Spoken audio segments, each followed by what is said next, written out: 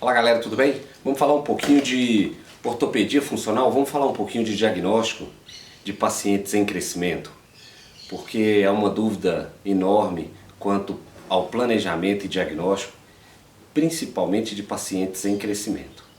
Então eu venho aqui para a gente trocar ideia rapidinho sobre alguns pontos relacionados à cefalometria. Porque os profissionais que ingressam hoje na ortodontia, diferentemente de tempos atrás, eles saem diretamente da graduação e entram na pós-graduação, sem base alguma, sem conhecimento algum de ortodontia. Até porque a ortodontia que é ensinada nas graduações desde a minha época, basicamente não ensina nada, não é? É ficar recortando gesso, etc. E aí, quando entramos na pós-graduação, os alunos eles têm uma noção da cefalometria que ensinaram na época da graduação. E a cefalometria que nos remete à pós-graduação, ao início da vida ortodôntica, é uma cefalometria voltada para a análise da face, modernamente falando.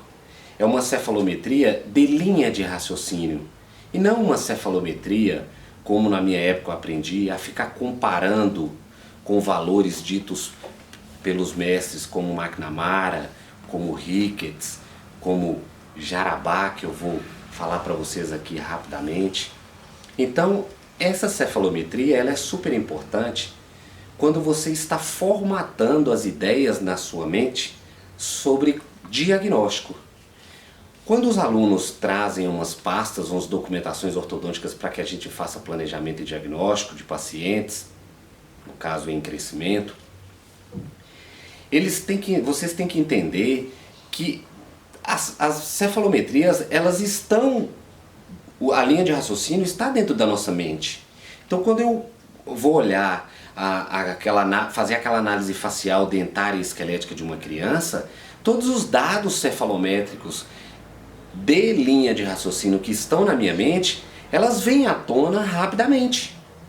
Em milésimos de segundos, todas aquelas informações que estão aqui na minha mente, elas são colocadas no diagnóstico. Então quer dizer que não preciso ficar tempos, horas e horas em cima dos traçados cefalométricos 2D para que eu possa formatar aquele diagnóstico e aquele plano de tratamento de uma criança.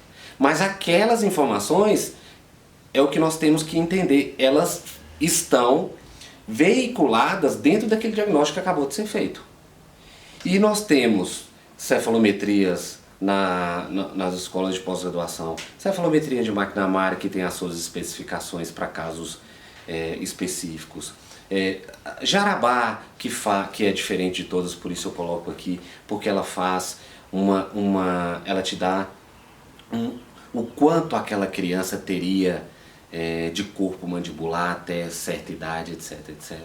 Ela te dá uma comparação entre os planos, entre base anterior de maxila e corpo de mandíbula, base posterior de crânio e ramo de mandíbula. Esses fatores eles são importantes.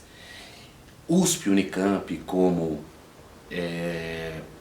fatores dentários, direção de crescimento, como dólico, mesobraque, vertical ou horizontal, relação entre maxila e mandíbula de uma forma mais superficial. Cada cefalometria tem os seus dados específicos que, para diante daquela maloclusão da criança, o qual nós estamos fazendo um diagnóstico e planejamento, você vai colocar os pontos específicos de cada cefalometria para o plano de tratamento e diagnóstico. É super importante, não tem como falar, não, a cefalometria não é mais importante, não se usa mais cefalometria para diagnóstico, os traçados hoje são todos tridimensionais. Os professores, principalmente em cursos esporádicos de 2, 3 dias, eles, ao formatarem uma metodologia para vocês, eles subentendem que isso já está dentro da sua mente. Não é que não tem mais valor, é que a forma de você entender uma cefalometria nos dias atuais é uma forma moderna. Volto a dizer o que eu disse no início. É você buscar a cefalometria e utilizada no plano de análise facial. Tínhamos como análise dentária primeiramente, depois esquelética e por último análise facial. Observamos hoje, na era da ortodontia moderna, de que se faz uma análise facial rebuscando os traçados cefalométricos, seja eles bidimensionais ou tridimensionais, e por último, análise dentária.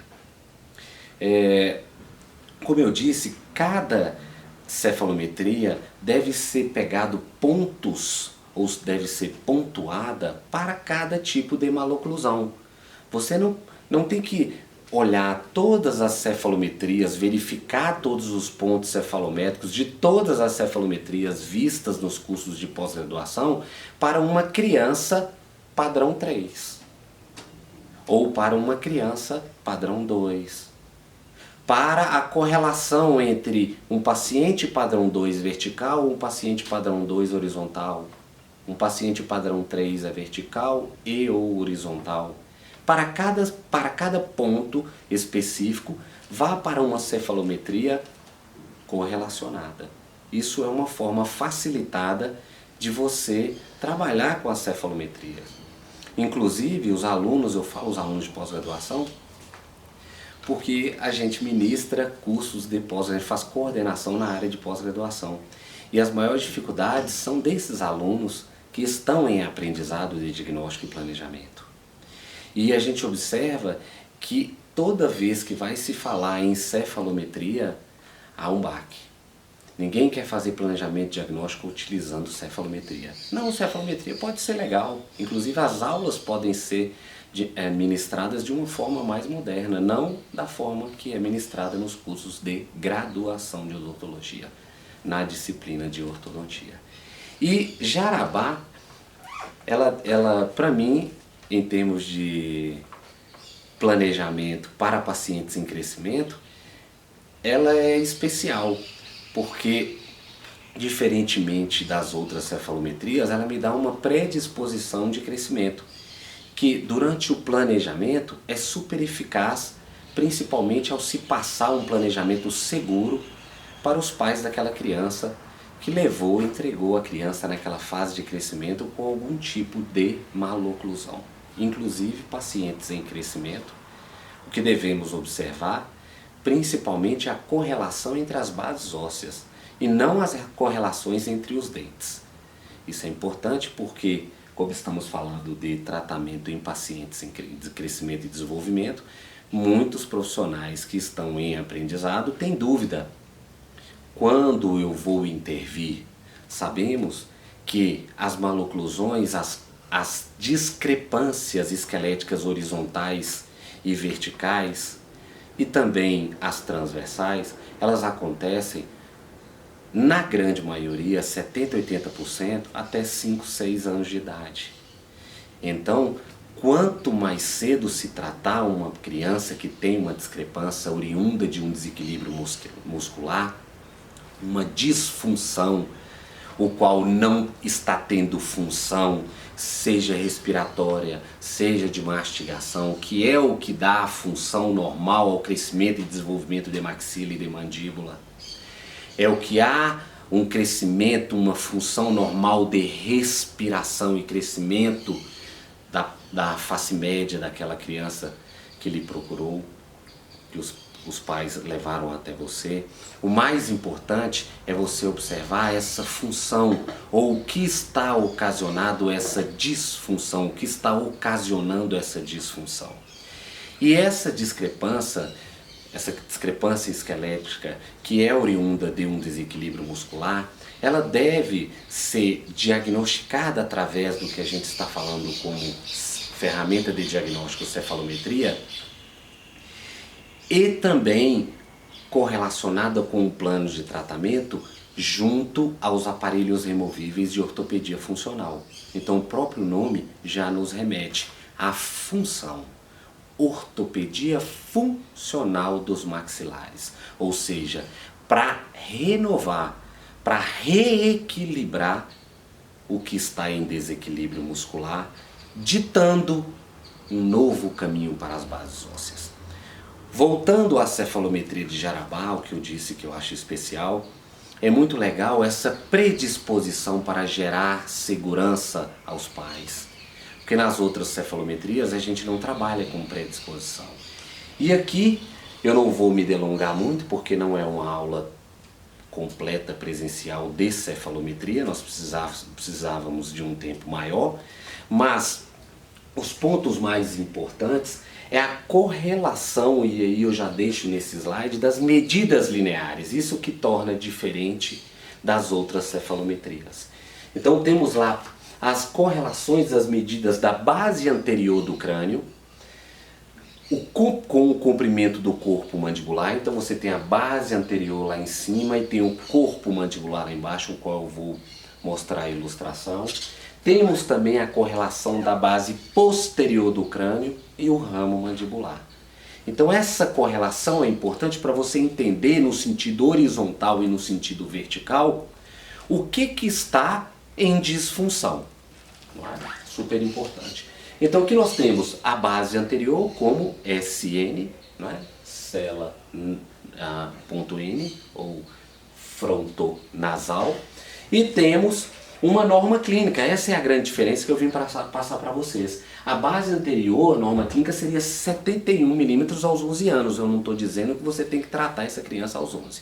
Já expliquei para vocês que na grande maioria essas bases que nós trabalhamos, maxila e mandíbula principalmente, 70, 80%, 5, 6 anos de idade já se foi esse crescimento. Quanto mais cedo, melhor. Todos nós sabemos disso. Porém, a cefalometria, aos 11 anos, teria que ter 71 milímetros. Com um desvio de mais ou menos 3 e sabendo que essa base do crânio aumenta 1 milímetro ao ano. Então isso te dá uma segurança para planejamento.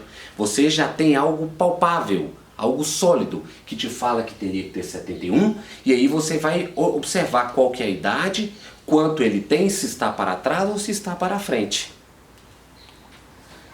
A base anterior menor que 71 aos 11 anos é porque tem uma base curta, logicamente. Teria que 71, se ela é menor, ela é curta. Fator de classe 3. Isso quer dizer que a correlação dessa base com o corpo mandibular vai ter uma base menor do que o corpo mandibular. Por isso o fator de classe 3.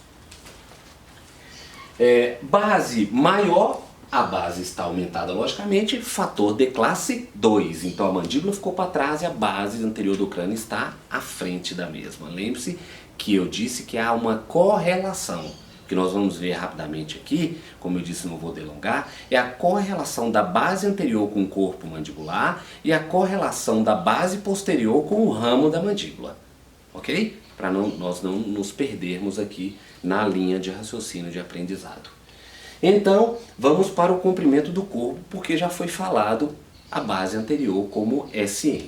O comprimento do corpo, ela teria que ter também aos 11 anos 71. Sendo assim, há uma equidistância entre 71 para 71, ou 1 para 1. A mandíbula deve crescer em harmonia com a base do crânio. Se ambos aos 11 anos teria que ter 71 milímetros, então é 1 para 1. Não é? Desvio de mais ou menos 5 é um desvio maior do que o desvio da base anterior, que é mais ou menos 3 milímetros. E enquanto a base anterior cresce 1 milímetro ao ano, o corpo mandibular, que é GOME, cresce 1,5 milímetro. Nas mulheres até 15 e nos homens até 18 anos de idade. Sendo assim, você tem um outro valor agora de crescimento de mandíbula palpável. Qual é esse valor? 71 milímetros aos 11 anos, basta você medir a medida linear, basta você medir com uma régua, e 1,5 milímetro ao ano. Então se chegou lá com 8 anos de idade e já tem 75 milímetros, quer dizer que ele está com uma discrepância negativa de 4.